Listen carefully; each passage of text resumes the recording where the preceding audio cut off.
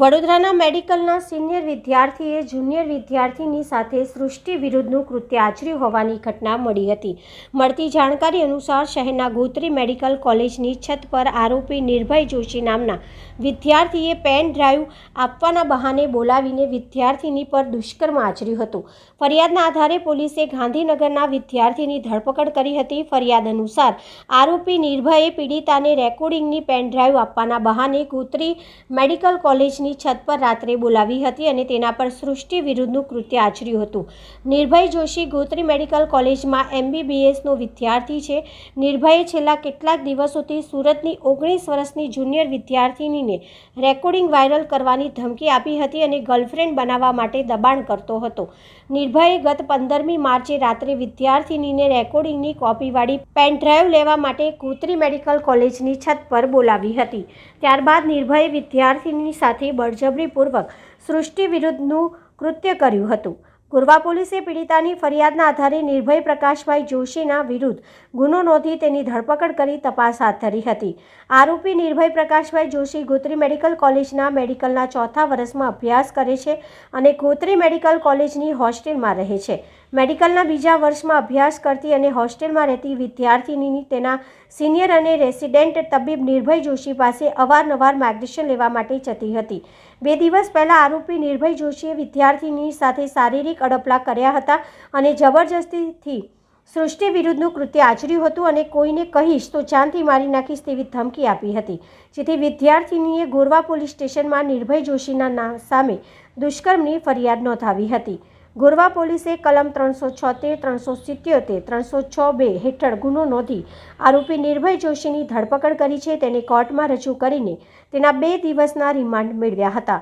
ગોરવા પોલીસે કહ્યું કે આરોપી સામે દુષ્કર્મનો કેસ નોંધવામાં આવ્યો છે અને તેને કોર્ટમાં રજૂ કરાયો હતો. કોર્ટમાં 5 દિવસના રિમાન્ડ માંગ્યા હતા, પરંતુ કોર્ટે આરોપીના 2 દિવસના રિમાન્ડ મંજૂર કર્યા હતા. ગઈ 15/3/2024 ના રોજ ગોત્રી મેડિકલ કોલેજ ખાતે એક દુષ્કર્મની ઘટના બનેલ હતી. ઘટનાની વિગતો જોતા ડોક્ટર તરીકે અભ્યાસ કરતા આરોપી અને ભોગ બનનાર બંને ત્યાં સાથે જ અભ્યાસ કરે છે. ભોગ બનનાર છે એ દ્વિતીય વર્ષમાં છે, જ્યારે આરોપી જે છે એ ફાઇનલ યર એમને પૂરું કરી દીધું છે. ભોગ બનનાર અને આરોપી 2023 એપ્રિલથી સંપર્કમાં હતા સ્ટુડન્ટ હોવાના નાતે, અને વાતચીત અને બોલચાલનો એમને સંબંધ હતો. જે અનુસંધાને ક્યારેક અભ્યાસ અર્થે વાત થતી તો આવી હસી મજાક અને ઇરેગ્યુલર માંગણીઓ આરોપી દ્વારા ભોગ બનનાર પાસે કરવામાં આવતી હતી. ક્યારેક ક્યારેક ભોગ બનનારને એ એવી રીતે પણ બ્લેકમેલ કરતા હતા કે તારી સાથેના જે ઓડિયો મારી પાસે છે એ હું તમામ વાયરલ કરી દઈશ જો મારી માંગણીને તું તાબે નહીં થાય તો. જે અનુસંધાને ભોગ બનનારે ઘણી વખત એમનો બહિષ્કાર કરેલો, એમનો વિરોધ પણ કરેલો, પણ તેમ છતાંય આરોપીએ એમની જે લત હતી એ છોડેલી નહીં.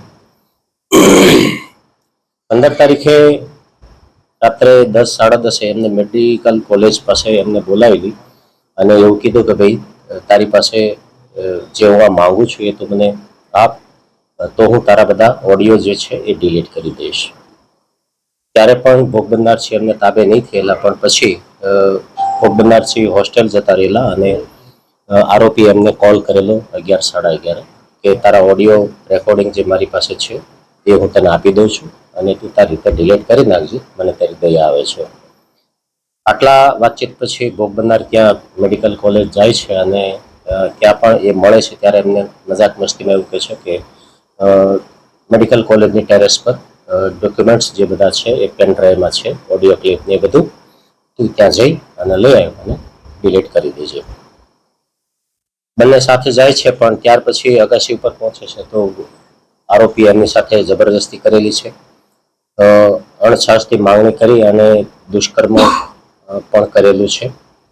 તેમનો વિરોધ કરવા છતાંય ભોગ બનનારને ત્યાં અગાસી ઉપરથી જવા નહીં દઈ અને એમની સાથે દુષ્કર્મ કરેલું છે.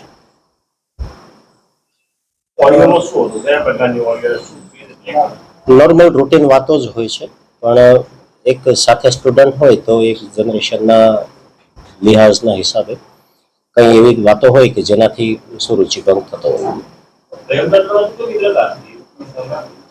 હા, બંને એઝ પર સ્ટુડન્ટ તો મિત્ર જ હતા, પણ આરોપીની એવી ડિમાન્ડ હતી કે તું મારી મિત્ર છો, એમાંથી તું મારી ગર્લફ્રેન્ડ થઈ જા.